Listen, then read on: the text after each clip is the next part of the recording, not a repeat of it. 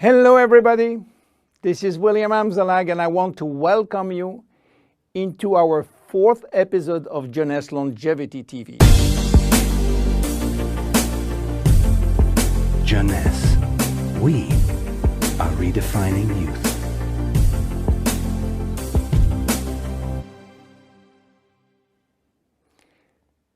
To be born is not a crime. So why should we be all sentenced to death? Is death inevitable? Well, you may be surprised to learn that aging and death has not existed forever. 4.5 billion years ago, a single cell came into existence. This single cell did not age. It had the capacity to divide indefinitely. But 3 billion years after, some of the cells started to form organisms such as worms, fish, and finally humans. However, the cells were aging, and their ability to reproduce indefinitely came to an end. And today we know why. Those cells, we call them somatic cells, contain a gene that controls the production of telomerase. And this gene was and still is turned off. Without the ability to produce telomerase, the telomeres will become shortened and cells will die. So why there is so much discrepancies in longevity between human and other animals? Let me give you some examples. Have you heard about George? George is an American lobster which was born in 1869 and is now 140 years old. He was a sort of mascot in a New York restaurant and got released in the ocean in 2010. He's probably still alive. How come? Are lobsters immortal? Not exactly, but they do not die of old age because their telomerase is constantly turned on, so the cells do not die. However, they are sensitive to infection in their shell and they may die from this disease. In Japan, koi fish are known to live very long. They are beautiful fish, usually white with red spot. Some have been given names, and the most famous fish, Hanako, who died in July 1977, was 226 years old.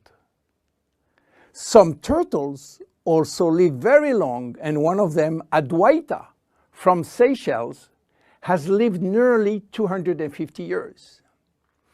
There are even some species which has indefinite longevity, like the bacteria called Arthrobacter, who can be dormant for thousands of years and suddenly wake up.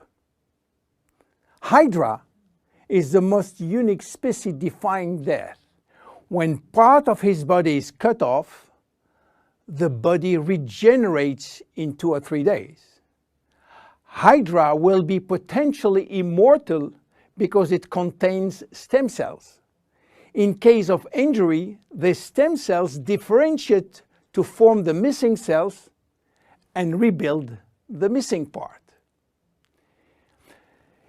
If some animals can have indefinite longevity, why should we be sentenced to death? In other words, do we currently have the knowledge and the technology to live forever? At this precise moment, the answer is no. But here is what we do know.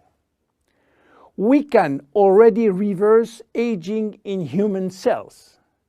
What we don't know for sure is whether we can reverse aging in you or in me.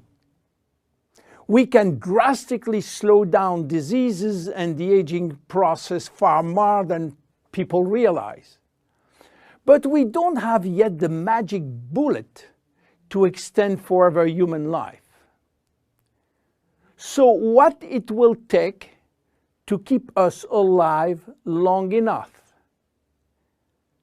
In Jeunesse, our generation young believe that we can live enough to live forever, which means that we design temporary solutions as DNA repair, telomerase activation, and stem cell support in order to still be here and still around to benefit from another Nobel Prize scientist, which may give us another solution for the next 20 years.